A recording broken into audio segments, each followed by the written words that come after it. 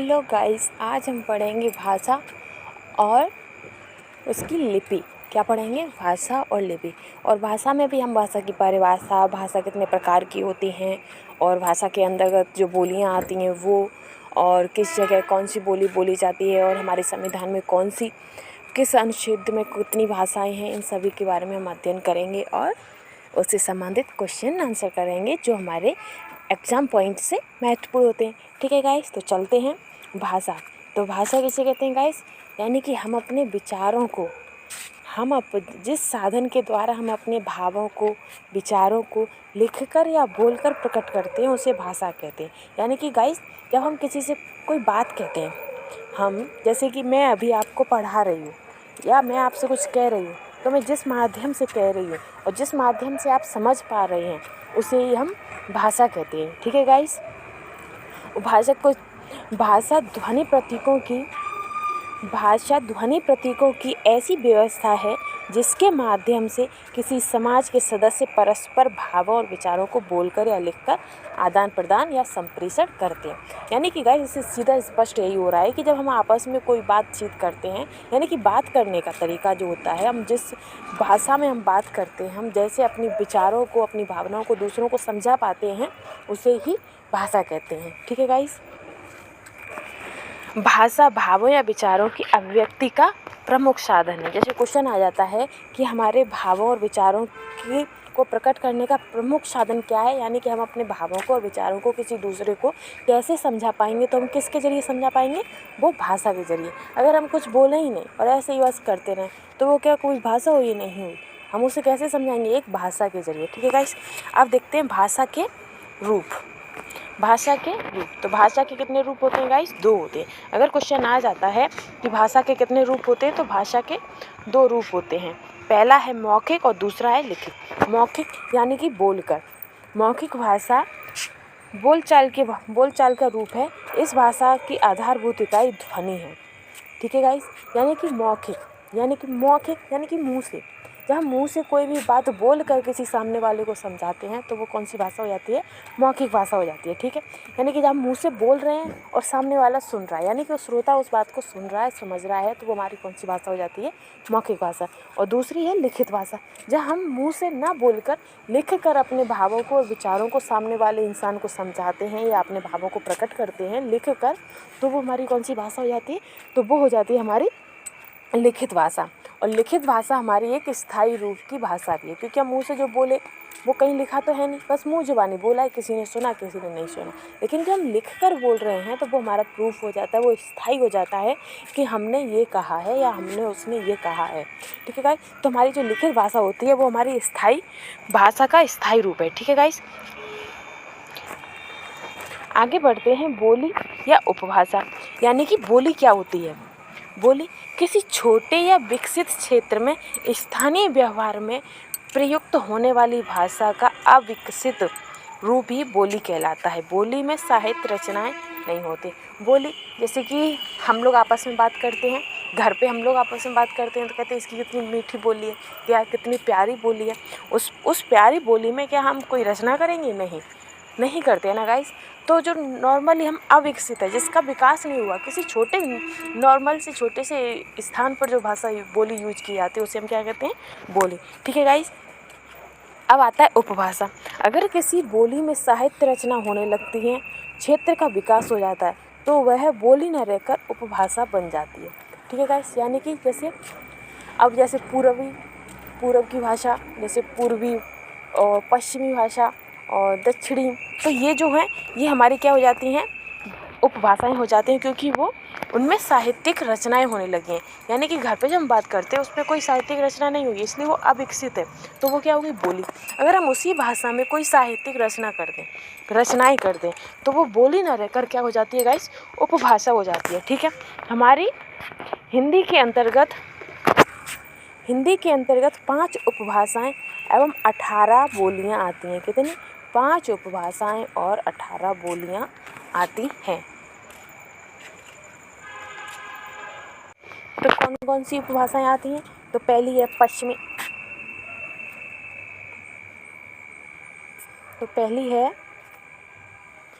पश्चिमी हिंदी, दूसरी पूर्वी हिंदी, बिहारी हिंदी, राजस्थानी हिंदी। तो ये क्या हैं, ये उपभाषाएं हैं। ठीक, अब ये पश्चिमी हिंदी में भी जो बोलियां हैं यानी कि ब्रजभाषा, कन्नौजी, बुंदेली, बांगरू, खड़ी बोली, तो ये हमारी क्या हो जाती है, ये पश्चिमी हिंदी में जो हमारी उपभाषा है पश्चिमी हिंदी, उसकी भी बोलियां कौन कौन सी हैं, ब्रजभाषा, कन्नौज, बुंदेली, बांगरू, खड़ी बोली आदि। और ये कहाँ बोली जाती हैं, ये बोलियां कहाँ बोली जाती हैं, तो ये बोली जाती हैं हरियाणा और उत्तर प्रदेश में। तो पश्चिमी हिंदी उत्तर प्रदेश में और हरियाणा में बोली जाती है। ठीक है गाइस। सेकंड है पूर्वी हिंदी। कौन सी, पूर्वी हिंदी। तो पूर्व की हिंदी में कौन कौन सी बोलियां आती हैं, अवधी, बघेली और छत्तीसगढ़ी। कौन कौन सी आती हैं गाइस, अवधी, बघेली और छत्तीसगढ़ी। तो पूर्वी हिंदी कहाँ बोली जाती है मुख्य तौर पर, मध्य प्रदेश, छत्तीसगढ़ और उत्तर प्रदेश। हमारे उत्तर प्रदेश में भी पूर्वी हिंदी का प्रभाव देखने को मिलता है। ठीक है गाइस। तो ये हो गए हमारी पूर्वी हिंदी का क्षेत्र। नेक्स्ट है बिहारी हिंदी। तीसरा कौन सी है, बिहारी हिंदी। तो बिहारी हिंदी में मैथिली, मगधी और भोजपुरी। तो कौन कौन सी बिहारी हिंदी में कौन कौन सी आती है, मैथिली, मगधी और भोजपुरी। तो बिहारी हिंदी का जो क्षेत्र है वो कौन सा है, बिहार तो मुख्य तौर पर है, और यूपी में यानी कि उत्तर प्रदेश में भी इसका प्रभाव देखने को मिलता है। ठीक है गाइस। नेक्स्ट है राजस्थानी हिंदी। कौन सी है, राजस्थानी हिंदी। तो इसके अंतर्गत बोलियां आती हैं मेवाती, मालवी, मारवाड़ी, जयपुरी। ठीक है। तो इसके राजस्थानी हिंदी के अंदर कौन कौन सी बोलियां आती हैं, मेवाती, मालवी, मारवाड़ी और जयपुरी। ठीक है गाइस। और ये कहाँ मुख्य तौर पर कहाँ बोली जाती है, तो ये बोली जाती हैं राजस्थान में। तो राजस्थानी हिंदी कहाँ बोली जाती है, राजस्थान में। नेक्स्ट है यानी कि हमारी पांचवी उपभाषा है पहाड़ी हिंदी। कौन सी, पहाड़ी। तो गढ़वाली, कुमायूनी, नेपाली। गढ़वाली, कुमायूनी, नेपाली ये पहाड़ी हिंदी की बोलियां हैं। ठीक है गाइस। और ये मुख्य तौर पर कहाँ, इसका क्षेत्र कहाँ है, तो ये है उत्तरांचल में और हिमाचल प्रदेश में। कहाँ पर बोली जाती है मुख्य तौर पर, उत्तरांचल में और हिमाचल में। ठीक है गाइस। नेक्स्ट आता है खड़ी बोली। जिस रूप में आज हिंदी बोली और समझी जाती है और खड़ी बोली का साहित्यिक भाषा रूप है। इसका विकास मुख्यतः 19वीं शताब्दी में हुआ था। खड़ी बोली इसमें मेन क्वेश्चन इसमें बनेगा गाइस कि सबसे पहले 14वीं शताब्दी के प्रारंभ में अमीर खुसरो द्वारा पहली बार खड़ी बोली का विकास हुआ था। और खड़ी बोली में पहेलियाँ, मुखरियाँ मतलब यानी कि खड़ी बोली में रचनाएं की गई थी। तो खड़ी बोली का प्रथम विकास किसने किया था, अमीर खुसरो ने। ठीक है गाइस।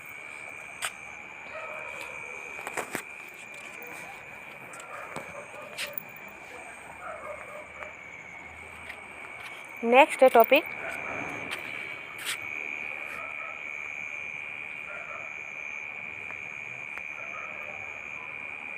मानक भाषा।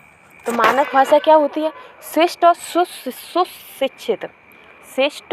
सुशिक्षित लोगों द्वारा निश्चित प्रयुक्त तथा व्याकरण सम्मत भाषा रूप ही मानक भाषा कहलाती है। यानी कि श्रेष्ठ और सुशिक्षित यानी कि पढ़े लिखे द्वारा बोली गई भाषा को ही मानक भाषा कहते हैं। ठीक है गाइस। अब इससे संबंधित हमारे इम्पोर्टेंट क्वेश्चन जो बनते हैं पेपरों में वो महत्वपूर्ण नोट हैं। इन्हें आप कहीं नोट कर लें या लिख लें या इसका स्क्रीनशॉट ले लें गाइस। ठीक है। ये बहुत ही इम्पोर्टेंट होते हैं और ये ज़्यादातर पेपरों में पूछे जाते हैं। ठीक है गाइस। तो ये है हमारा पहला है भाषा का संबंध संविधान की 8वीं अनुसूची से है। कौन सी अनुसूची से, 8वीं अनुसूची से है। क्वेश्चन आ जाता है कि संविधान में भाषा का संबंध किस अनुसूची से है, तो किस अनुसूची से है, 8वीं अनुसूची से। ठीक है गाइस। नेक्स्ट है 8वीं अनुसूची में आरंभ में 14 भाषाएं थी। क्वेश्चन आ जाता है कि 8वीं अनुसूची में पहले कितनी भाषाएं थी, तो 8वीं अनुसूची में पहले 14 भाषाएं थी। कौन कौन सी, असमिया, बांग्ला, गुजराती, हिंदी, कन्नड़, कश्मीरी, मलयालम, मराठी, उड़िया, पंजाबी, संस्कृत, तमिल, तेलुगु, उर्दू थे। ठीक है गाइस। और सिंधी भाषा को 15वीं भाषा के रूप में 21वां संशोधन 1967 के द्वारा मान्यता दी गई है। अगर क्वेश्चन हमारा पूछ लेता है कि सिंधी भाषा को संविधान में कब जोड़ा गया, सिंधी भाषा को संविधान में कब जोड़ा गया? तो वो कब जोड़ा गया है? 21वां संविधान संशोधन 1967 में। कब? 21वां संविधान संशोधन 1967 में जोड़ा गया। ठीक है। अब अगर क्वेश्चन आ जाता है कि 8वीं अनुसूची में 15 नंबर पर कौन सी भाषा है? 8वीं अनुसूची में 15वें नंबर पर कौन सी भाषा है? तो कौन सी भाषा है गाइस? सिंधी भाषा है। ठीक। नेक्स्ट पॉइंट है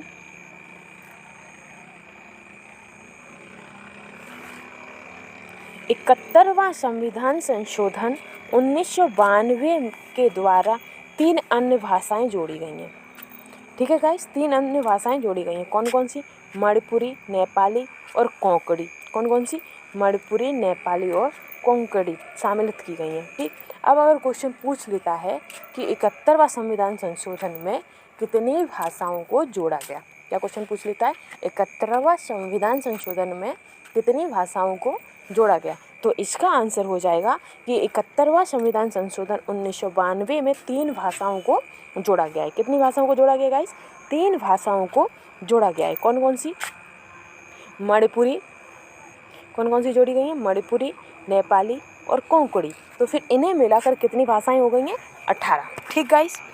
नेक्स्ट पॉइंट है 92वां संविधान संशोधन 2003 द्वारा इसमें 4 अन्य भाषाएं जोड़ी गई हैं। कौन कौन सी? बोडो। कौन कौन सी? बोडो, डोगरी, मैथिली और संथाली। ठीक। अब अगर क्वेश्चन हमारा जैसे क्वेश्चन आता है कि 92वें संविधान संशोधन में कितनी और भाषाओं को जोड़ा गया है? तो 92वें संविधान संशोधन में कितनी भाषाओं को जोड़ा गया है? 4 भाषाओं को। कितनी को?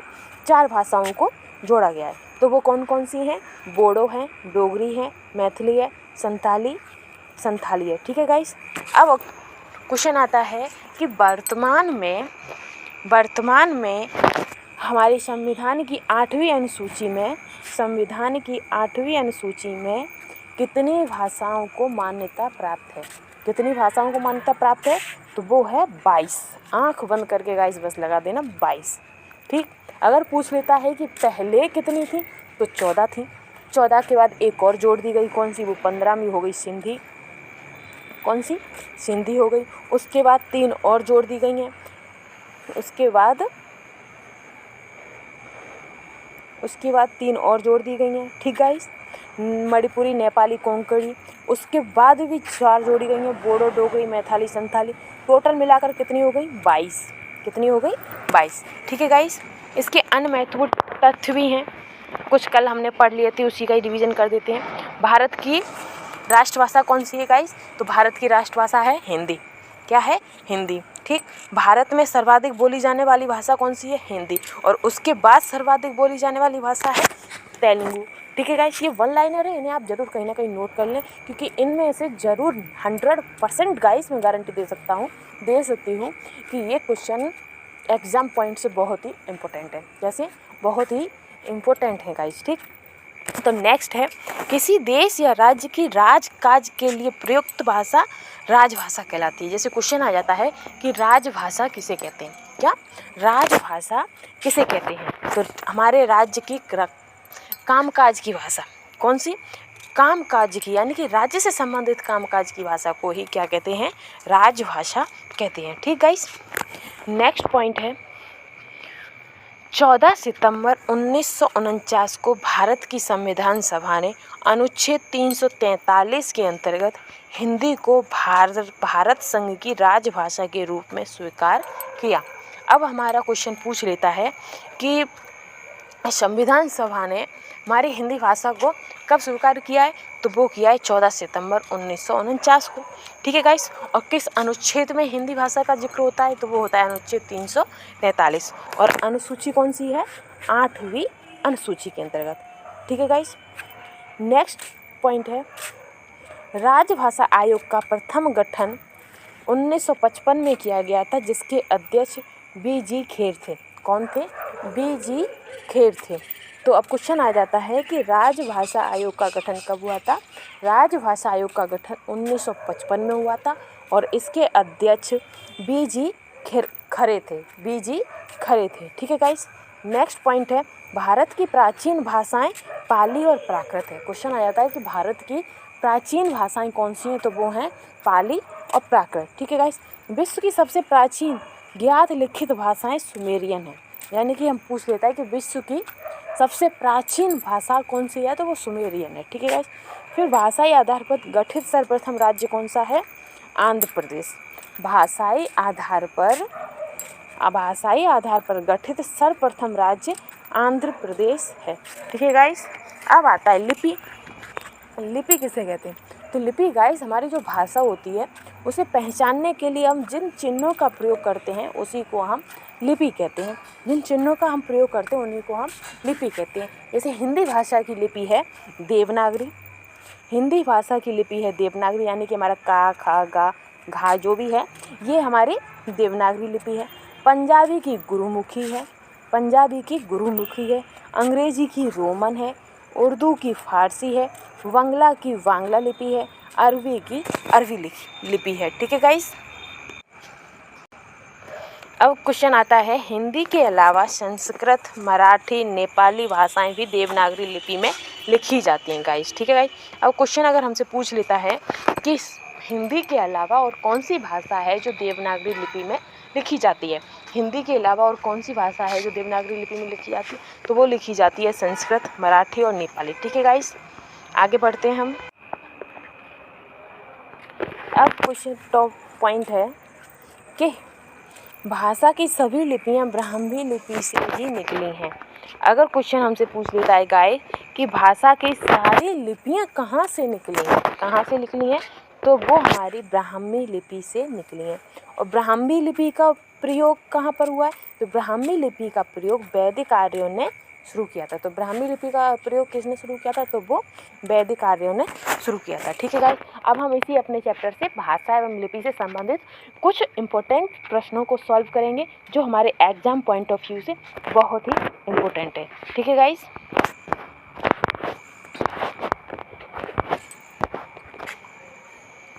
तो पहला क्वेश्चन है भाषाई आधार पर सर्वप्रथम किस राज्य का गठन हुआ था। तो भाषाई आधार पर सर्वप्रथम किस राज्य का गठन हुआ था, तो वो हुआ था आंध्र प्रदेश का। ठीक है गाइस। नेक्स्ट है हमारा क्वेश्चन हिंदी भाषा की लिपि क्या है। हिंदी भाषा की लिपि क्या है गाइस, ये है हमारी देवनागरी, क्योंकि ये तो दोनों भाषाएं हैं, तो हमारी देवनागरी लिपि है जो हमारी हिंदी भाषा की लिपि है। ठीक है गाइस। नेक्स्ट है गोवा की स्वीकृत भाषा है। तो गोवा की स्वीकृत भाषा कौन सी है, तो गोवा की स्वीकृत भाषा है कोंकणी। कौन सी गाइस, कोंकणी। ठीक है। अब नेक्स्ट क्वेश्चन है कबीरदास की भाषा थी, यानी कि कबीरदास ने जो अपनी रचनाएं की थी वो किस भाषा में की थी, तो उन्होंने अपनी रचनाएं की थी शतुक्कड़ी में। किसमें, शतुक्कड़ी भाषा में। ठीक है गाइस।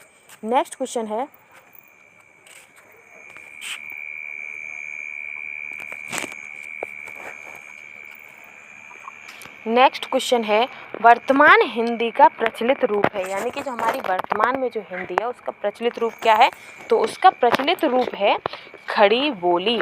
तो वर्तमान हिंदी का प्रचलित रूप क्या है, खड़ी बोली। ठीक है गाइस। नेक्स्ट क्वेश्चन है हिंदी किस भाषा परिवार की भाषा है, यानी कि जो हमारी हिंदी भाषा है वो किस परिवार से, मतलब किस भाषाई परिवार से है, तो वो है हमारी भारोपी परिवार से। किस परिवार से है, भारोपी परिवार से। ठीक है गाइस।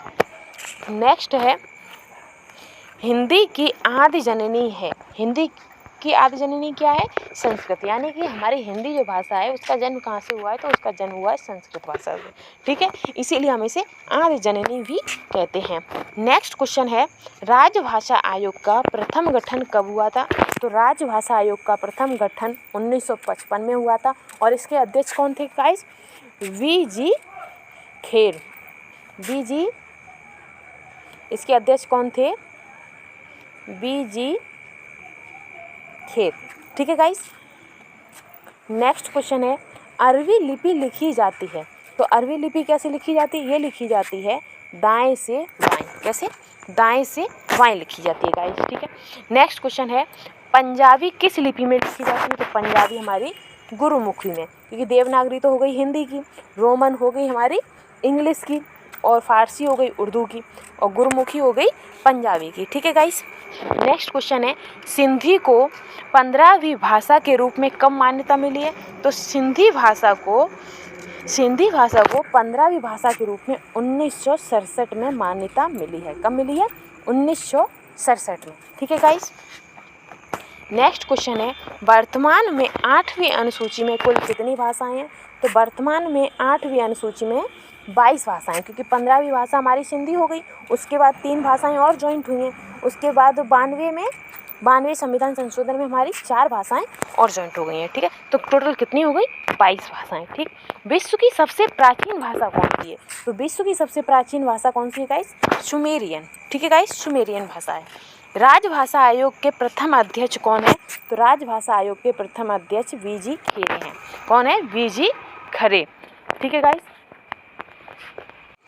नेक्स्ट क्वेश्चन है, भारत में सर्वाधिक बोली जाने वाली दूसरी भाषा कौन सी है? यानी कि हिंदी के अलावा भारत में ऐसी कौन सी भाषा है जो सर्वाधिक बोली जाती है? तो वो है तेलुगु। ठीक है गाइस। नेक्स्ट क्वेश्चन है, देव भाषा कौन सी है? यानी कि देवों के द्वारा बोली जाने वाली भाषा कौन सी है? तो संस्कृत है। यानी हम लोग नॉर्मली हवन है, कथा है, भागवत है, उनका मंत्रों का उच्चारण किस भाषा में करते हैं? तो संस्कृत भाषा में। तो हम देव भाषा कौन सी हो गई? संस्कृत हो गई। ठीक है गाइस। नेक्स्ट है, ब्रज भाषा किस लिपि में लिखी जाती है? यानी कि जो ब्रज भाषा है वो किस लिपि में लिखी जाती है? तो वो लिखी जाती है देवनागरी लिपि में, क्योंकि ब्रज भाषा ये हमारी उपभाषा है। कैसी भाषा है? उपभाषा है, एक तरीके से बोली है। भाषा तो हमारी सारी हिंदी है, उसमें भी जो उसकी उपभाषाएं हैं, बोलियां हैं, तो वो है। तो हमारी हिंदी की लिपि क्या है? देवनागरी। तो ब्रज भाषा की लिपि क्या होगी? देवनागरी। ठीक है गाइस। नेक्स्ट क्वेश्चन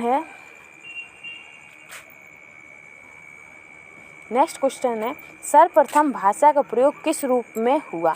तो सर्वप्रथम भाषा का प्रयोग किस में हुआ है? सांकेतिक भाषा। सांकेतिक भाषा यानी कि हम संकेतों के माध्यम से अपनी बात को, अपनी भावनाओं को, अपने विचारों को सामने वाले को समझाते हैं, उसे ही क्या कहते हैं? सांकेतिक भाषा कहते हैं। ठीक है गाइस। नेक्स्ट है, भारत की सबसे प्राचीन भाषा है। भारत की सबसे प्राचीन भाषा क्या है? तो वो संस्कृत है, क्योंकि संस्कृत के बाद ही सारी भाषाओं का विकास हुआ है। तो हमारी भारत की सबसे प्राचीन भाषा कौन सी है? संस्कृत। ठीक है गाइस। नेक्स्ट क्वेश्चन है, भारत की राष्ट्रभाषा कौन सी है? तो भारत की राष्ट्रभाषा है हिंदी। कौन सी है? हिंदी। भारत की राष्ट्रभाषा हिंदी है। ठीक है। नेक्स्ट क्वेश्चन है, भाषा के लिखने का ढंग है। भाषा के लिखने का ढंग क्या है? लिपि। यानी कि हम भाषा को किस लिपि में लिखते हैं, यानी कि हम जो लिखते हैं उस लिखने के जो चिन्ह होते हैं उन्हें हम क्या कहते हैं? लिपि कहते हैं। ठीक है गाइस। नेक्स्ट क्वेश्चन है, भाषा साधक है। यानी कि भाषा किसका साधक है? तो अभिव्यक्ति का साधक है। किसका? अभिव्यक्ति का। यानी कि अभिव्यक्ति, जब हम अपने विचारों को, भावनाओं को प्रकट करते हैं, यानी कि व्यक्त करते हैं, उसका साधन क्या है? उसका साधन है भाषा। ठीक है गाइस। नेक्स्ट क्वेश्चन है, पूर्व हिंदी किस अपभ्रंश से निकली? यानी कि पूर्वी हिंदी जो है वो किस अपभ्रंश से निकली है? तो पूर्वी हिंदी किस अपभ्रंश से निकली है? तो वो निकली है अर्धमगधी से। कहाँ से निकली है? अर्धमगधी से। ठीक है गाइस। नेक्स्ट है, ब्रज भाषा का विकास किससे हुआ है? ब्रज भाषा का विकास किससे हुआ है? तो ब्रज भाषा का विकास हुआ है सौरसेनी से। किससे हुआ है? सौरसेनी भाषा से। ठीक है गाइस। नेक्स्ट है, पद्मावत की भाषा है। यानी कि जो पद्मावत की रचना जो जायसी ने की है उसकी भाषा क्या है? तो उसकी भाषा है अवधी। ठीक है गाइस, उसकी भाषा क्या है? अवधी। नेक्स्ट है आधुनिक देवनागरी का प्राचीन रूप है। नेक्स्ट क्वेश्चन है, पद्मावत की भाषा है। यानी कि पद्मावत रचना किसकी है गाइस? तो वो है जायसी की। पद्मावत की रचना किसने की थी? जायसी ने। ठीक है गाइस, जायसी ने। ठीक है। और इसकी भाषा कौन सी है? तो इसकी भाषा है अवधी। यानी कि पद्मावत जो है वो अवधी भाषा में इसकी रचना हुई है। ठीक है गाइस। नेक्स्ट है, आधुनिक देवनागरी का प्राचीन रूप है। यानी कि आधुनिक देवनागरी है उसका प्राचीन रूप क्या है? ब्राह्मी। ठीक है गाइस। और वैसे भी जितनी भी हमारी जो लिपियां हैं वो ब्राह्मी भाषा से ही निकली हैं। ठीक है, ब्राह्मी लिपि से ही सारी लिपियां निकली हुई हैं। ठीक गाइस। नेक्स्ट क्वेश्चन है, नेक्स्ट क्वेश्चन है, देवनागरी लिपि में सुधारों का आरंभिक प्रयत्न किसने किया था? यानी कि देवनागरी लिपि में सुधार किसने किए थे? सुधार करने का प्रयत्न किसने किया था? तो वो किया था बाल गंगाधर तिलक ने। ठीक है गाइस, क्वेश्चन आ जाता है देवनागरी लिपि में सुधारों का आरंभिक प्रयत्न किसने किया था? तो वो किया था बाल गंगाधर तिलक ने। ठीक है गाइस, नेक्स्ट है, भाषा की उत्पत्ति किस धातु से होती है? तो भाषा की उत्पत्ति भास धातु से होती है। किस धातु से होती है? भास धातु से। ठीक है गाइस, नेक्स्ट है, हिंदी की उपभाषाओं की संख्या कितनी है? यानी कि हिंदी की कितनी उपभाषाएं हैं? तो वो कितनी हैं? 5। कौन कौन सी हैं गाइस? पूर्वी हिंदी, पश्चिमी हिंदी, बिहारी हिंदी और भोजपुरी हिंदी। तो ये जितनी भी जो भाषाएं होती हैं, ये हमारी राजस्थानी हिंदी, तो ये हमारी हिंदी की उपभाषाएं हैं। ठीक गाइस, फिर नेक्स्ट आता है, भारत की राजभाषा को कब स्वीकार किया गया था? तो भारत की राजभाषा को कब स्वीकार किया गया? तो वो किया है 14 सितंबर 1949 को। कब? 14 सितंबर 1949 को। अब क्वेश्चन अगर हमारा आ जाता है कि हिंदी दिवस कब मनाते हैं? हिंदी दिवस कब मनाते हैं? तो हिंदी दिवस कब मनाते हैं? 14 सितंबर को। कब? 14 सितंबर को। ठीक है गाइस,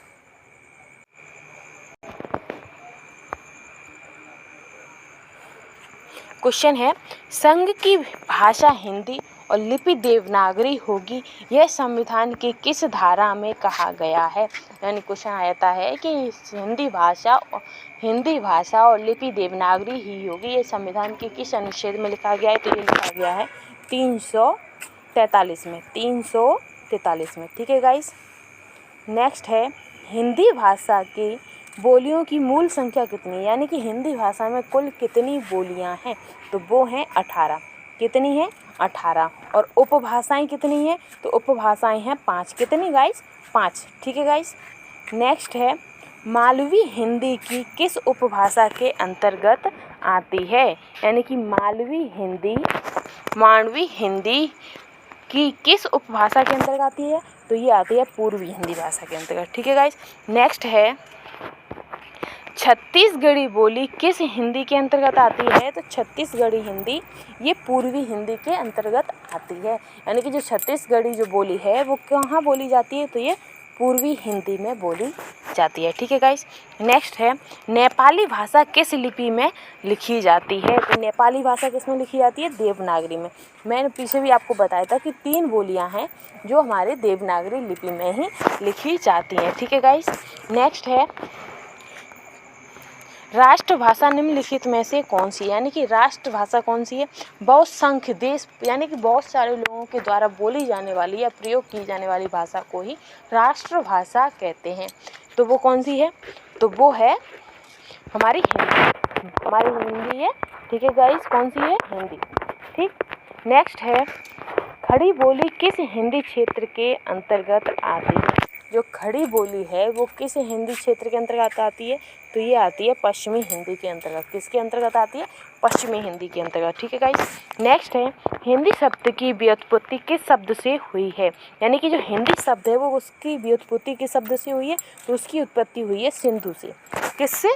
सिंधु से। ठीक है गाइस, नेक्स्ट है, संविधान में हिंदी को कौन सा दर्जा दिया गया है? तो संविधान में हिंदी को राजभाषा का दर्जा दिया गया, यानी कि हिंदी को हम राजकाज की भाषा भी कहते हैं। हमारे जो भी हम अपने संविधान से, यानी कि जो भी हमने कागज़ वाले जो भी कार्य होते हैं, इंपॉर्टेंट जितने भी कार्य होते हैं, वो हम अपने हिंदी भाषा में ही करते हैं। तो हमारे संविधान में हिंदी भाषा को ही राजकाज की भाषा कहा गया है। तो इसका आंसर क्या हो जाएगा?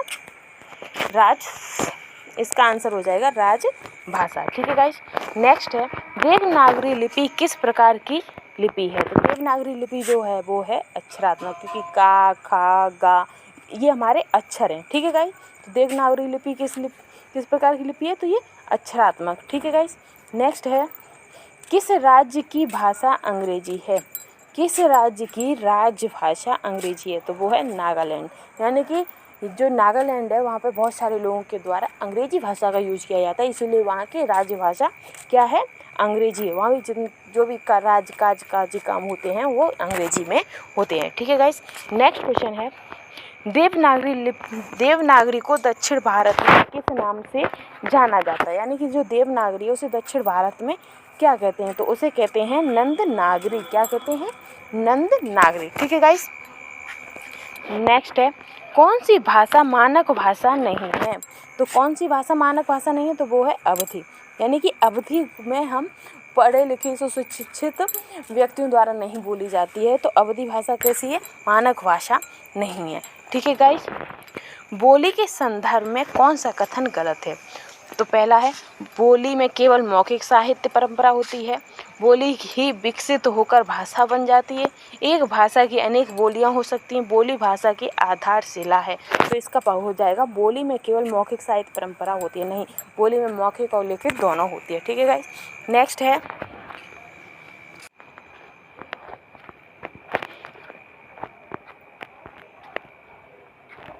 नेक्स्ट है, खड़ी बोली निम्नलिखित कहाँ बोली जाती है। जो खड़ी बोली है वो इनमें से कहाँ बोली जाती है, तो वो बोली जाती है मेरठ में। कहाँ पर? मेरठ में गाइस। ठीक है। नेक्स्ट क्वेश्चन है, सौर सैनी अपभ्रंश से किस उपभाषा का विकास हुआ है, तो सौर सैनी अपभ्रंश से पश्चिमी हिंदी का विकास हुआ है। किस हिंदी का विकास हुआ है? पश्चिमी हिंदी का विकास हुआ है। ठीक है गाइस। नेक्स्ट है, पूर्वी हिंदी की बोली है, तो पूर्वी हिंदी की बोली कौन सी है? बघेली। कौन सी है? बघेली। ठीक है गाइस। नेक्स्ट है, राजस्थानी उपभाषा में कितनी बोलियां हैं? राजस्थानी उपभाषा में 4 बोलियां। कितनी बोलियां हैं? तो राजस्थानी उपभाषा में 4 बोलियां हैं। ठीक है गाइस। नेक्स्ट है, देवनागरी लिपि का विकास किस लिपि में हुआ है, तो देवनागरी लिपि का विकास किस लिपि में हुआ है, तो वो हुआ है ब्राह्मी लिपि में। ठीक है गाइस। नेक्स्ट है, खड़ी बोली का उद्भव अपभ्रंश के किस रूप में हुआ है, तो खड़ी बोली का उद्भव अपभ्रंश के सौर सैनी का उत्तरी रूप है। तो खड़ी बोली किसका रूप है? सौर सैनी का उत्तरी रूप है। ठीक है गाइस। नेक्स्ट है, खड़ी बोली का सर्वाधिक प्रयुक्त प्राचीन नाम है, यानी खड़ी बोली को पहले किस नाम से जानते थे, तो उसे जानते थे रेखता। किससे? रेखता। ठीक है गाइस। हिंदी साहित्य का इतिहास कितने कालखंडों में विभाजित है, तो हिंदी साहित्य का इतिहास 4 कालखंडों में विभाजित है। ठीक है गाइस ये क्वेश्चन बहुत ही एग्जाम पॉइंट से बहुत ही इंपॉर्टेंट है। प्लीज़ इन्हें कहीं ना कहीं नोट कर लें या स्क्रीनशॉट लेकर रख लें। ये ज़्यादातर एग्जामों में ये क्वेश्चन पूछे जाते हैं। ठीक है गाइस। नेक्स्ट है, पृथ्वीराज रासो किस भाषा में रचित है, यानी कि जो पृथ्वीराज रासो है वो किस भाषा में रचित है, तो वो रचित है ब्रज भाषा में। किस भाषा में? ब्रज भाषा में। ठीक है गाइस। नेक्स्ट है, हिंदी साहित्य के आदिकाल को अपभ्रंश काल किसने कहा है, तो हिंदी साहित्य के आदिकाल को अपभ्रंश काल धीरेन्द्र वर्मा और चंद्रधर शर्मा दोनों ने कहा है। ठीक है गाइस। नेक्स्ट है, आदिकाल में खड़ी बोली में रचना किसने पहले की है, यानी कि आदिकाल में खड़ी बोली में रचना सबसे पहले किसने की थी, तो सबसे पहले रचनाएं की थी अमीर खुसरो ने। किसने की हैं? अमीर खुसरो ने। ये क्वेश्चन बहुत ही बार पूछा गया है गाइस। ये अमीर खुसरो खड़ी बोली के प्रथम कवि कौन है, तो अमीर खुसरो हैं। बहुत बार पूछा गया। और ये कहाँ के हैं? ये अपने ही एटा के हैं गाइस। ठीक है। नेक्स्ट है, शुक्ल जी ने हिंदी का प्रथम महाकवि किसको माना है, तो शुक्ल जी ने हिंदी का प्रथम महाकवि चंद्रवरदाई को माना है। ठीक है गाइस। नेक्स्ट है, हिंदी की प्रथम साहित्यिक रचना है, तो हिंदी की प्रथम साहित्यिक रचना है चंद्रवरदाई पृथ्वीराज रासो, यानी कि पृथ्वीराज रासो है जो चंद्रवरदाई ने लिखा है, वो हिंदी की प्रथम साहित्यिक रचना है। ठीक है गाइस। नेक्स्ट है, हिंदी का प्रथम महाकाव्य कौन सा है, तो हिंदी का प्रथम महाकाव्य पृथ्वीराज रासो जो कि चंद्रवरदाई ने लिखा है। ठीक है गाइस। नेक्स्ट है, हिंदी का प्रथम कवि किसे कहते हैं, तो हिंदी का प्रथम कवि सरहप्पा को कहते हैं। इन्हें सरहप्पा भी कहते हैं, वैसे सरहपाद हैं जो उन्हें कहते हैं। ठीक है गाइस।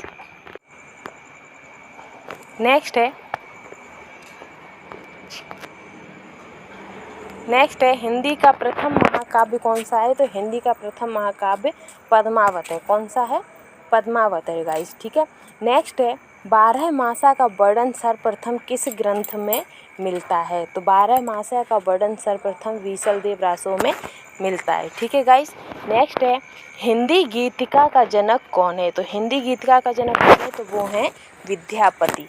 हिंदी गीतिका के जनक हैं विद्यापति। ठीक है गाइस। नेक्स्ट है भारत में सर्वाधिक बोले जाने वाली भाषा कौन सी है? तो भारत में सर्वाधिक भाषा कौन सी बोली जाती है गाइस? तो हिंदी। हिंदी क्योंकि ये हमारी राष्ट्रभाषा है, राजकाज की भी भाषा है, तो सर्वाधिक बोली जाने वाली भाषा कौन सी है? हिंदी। ठीक है गाइस। हिंदी भाषा का जन्म कहाँ से हुआ है? तो हिंदी भाषा का जन्म हुआ है अपभ्रंश भाषा से। किस भाषा से हुआ है? अपभ्रंश भाषा से। ठीक है गाइस।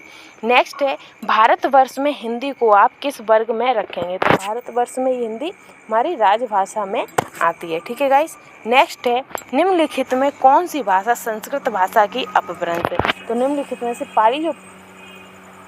पाली भाषा है वो संस्कृत भाषा की अपभ्रंश भाषा है। ठीक है गाइस। नेक्स्ट है अधिकतर भारतीय भाषाओं का विकास किस लिपि से हुआ है? तो अधिकतर भारतीय भाषाओं का विकास ब्राह्मी लिपि से हुआ है। किससे हुआ है? ब्राह्मी लिपि से। ठीक है गाइस। नेक्स्ट है भारतीय संविधान में किन अनुच्छेदों में राजभाषा संबंधी प्रावधानों का विवरण मिलता है? तो ये मिलता है 343 से लेके 351। ठीक है गाइस। नेक्स्ट है हिंदी भाषा के विकास का सही अनुक्रम है। तो हिंदी भाषा का विकास का अनुक्रम है पहले प्राकृत पाली आई है, फिर प्राकृत, फिर अपभ्रंश, फिर सिंधी। ठीक है गाइस। तो ये हो जाएगा पहला वाला। नेक्स्ट है संविधान के अनुच्छेद 351 में किस विषय का गठन है? तो वो है हिंदी के विकास के लिए निर्देश। यानी कि संविधान के अनुच्छेद 351 में हिंदी के विकास से संबंधित निर्देश दिए गए हैं। ठीक है गाइस। नेक्स्ट है ब्रज भाषा है। तो ब्रज भाषा क्या है? हमारी पश्चिमी हिंदी है। कैसी हिंदी है? पश्चिमी हिंदी है। ठीक है गाइस। नेक्स्ट है मगही किस उपभाषा की बोली है? तो जो मगही है वो हमारी बिहारी भाषा की उपबोली है। ठीक है वो गाइस। नेक्स्ट है भाषा के आधार पर भारतीय राज्यों की पुनः संरचना की गई है। तो वो की गई है 1956 में। कब? 1956 में। ठीक है गाइस। तो भाषा के आधार पर भारतीय राज्यों की पुनः संरचना की गई है 1956 में। ठीक। नेक्स्ट है किस तिथि को हिंदी को राजभाषा बनाने का निर्णय लिया गया है? यानी कि किस तिथि को हिंदी को राजभाषा बनाया गया? तो वो है 14 सितंबर 1949 को। ठीक है गाइस। नेक्स्ट है 8वां विश्व हिंदी सम्मेलन 2007 का आयोजन कहाँ पर हुआ था? तो 8वां विश्व हिंदी सम्मेलन 2007 का सम्मेलन हुआ है 2007 का न्यूयॉर्क में। कहाँ पर हुआ है गाइस? न्यूयॉर्क में। ठीक है गाइस। नेक्स्ट है मौखिक भाषा की आधारभूत इकाई क्या है? तो मौखिक भाषा की आधारभूत इकाई शब्द है। क्या है? शब्द है। ठीक है गाइस। नेक्स्ट है निम्नलिखित भाषा की आधारभूत इकाई क्या है? तो लिखित भाषा की आधारभूत इकाई वर्ड है। यानी कि हम वर्डों से ही शब्द बनाते हैं। ठीक है गाइस। नेक्स्ट है मानक हिंदी से तात्पर्य है। तो मानक हिंदी से तात्पर्य क्या है? साहित्य पुस्तकों की भाषा, साधारण बोलचाल की भाषा, शिष्ट और सुशिक्षित लोगों की भाषा। तो कौन सी है? शिष्ट और सुशिक्षित लोगों की भाषा को ही क्या कहते हैं? मानक हिंदी कहते हैं। किस पुस्तक में हिंदी का सर्वप्रथम उल्लेख हुआ है? तो ये हुआ है अवेस्ता। ये बहुत ही इंपॉर्टेंट क्वेश्चन है, मोस्ट इंपॉर्टेंट क्वेश्चन है। ठीक है गाइस। किस पुस्तक में हिंदी का सर्वप्रथम उल्लेख मिलता है? तो वो मिलता है अवेस्ता में। ठीक है गाइस। नेक्स्ट है अपभ्रंश का दूसरा नाम है। तो अपभ्रंश का दूसरा नाम क्या है? अवहट्ट। अपभ्रंश टूटी फूटी, अपभ्रंश को हम टूटी फूटी भाषा भी कहते हैं, जिसमें बहुत सारी बोलियां मिक्सअप हैं। तो इसे इसका दूसरा नाम क्या है? अवहट्ट। ठीक है गाइस। नेक्स्ट है प्रथम विश्व हिंदी सम्मेलन नागपुर में कब आयोजित किया गया था? तो ये किया गया था 10 से 14 जनवरी 1975 में। कब किया गया था? 10 से 14 जनवरी 1975 में। ठीक है गाइस। अपभ्रंश को पुरानी हिंदी किसने कहा है? तो अपभ्रंश को पुरानी हिंदी चंद्रधर शर्मा गुलेरी ने कहा है। तो चंद्रधर शर्मा ने अपभ्रंश को पुरानी हिंदी कहा है। ठीक है गाइस। नेक्स्ट है भाषा की सबसे बड़ी इकाई क्या है? तो भाषा की सबसे बड़ी इकाई है वाक्य, और सबसे छोटी होती है वर्ड। क्या होती है? वर्ड या अक्षर। ठीक है गाइस। नेक्स्ट है खड़ी बोली का दूसरा नाम क्या है? तो खड़ी बोली का दूसरा नाम है कौरवी। ठीक है। नेक्स्ट है भाषा का प्राचीन रूप किस ग्रंथ में मिलता है? तो भाषा का प्राचीन रूप ऋग्वेद में मिलता है। ठीक है गाइस। आज का हमारा ये चैप्टर यहीं ख़त्म होता है, भाषा और लिपि। कल हम एक अपने नए चैप्टर के साथ हाजिर होंगे। तो कल हम पढ़ाएंगे वर्ड। कौन सा चैप्टर? वर्ड। ठीक है गाइस। वर्ड का पूरा डिटेल डिटेल कैसे क्या वर्ड आए हैं, कैसे कौन सा वर्ड कहाँ से निकलता है, टोटली हम उसकी व्याख्या सहित हम उसके इम्पोर्टेंट क्वेश्चनों को भी सॉल्व करेंगे। ठीक है गाइस, अगर आपको मेरी वीडियो अच्छी लगती है और जो भी मुझे सुधार करना चाहिए तो वो प्लीज़ मुझे कमेंट में बताएं कि मुझे अपनी वीडियो में कहाँ क्या गलती होती है, उसे मैं ज़रूर सुधार करूँगी। और तब तक के लिए थैंक यू। मेरे चैनल को लाइक कर दो और शेयर कर दो, सब्सक्राइब कर दो। ठीक है गाइस।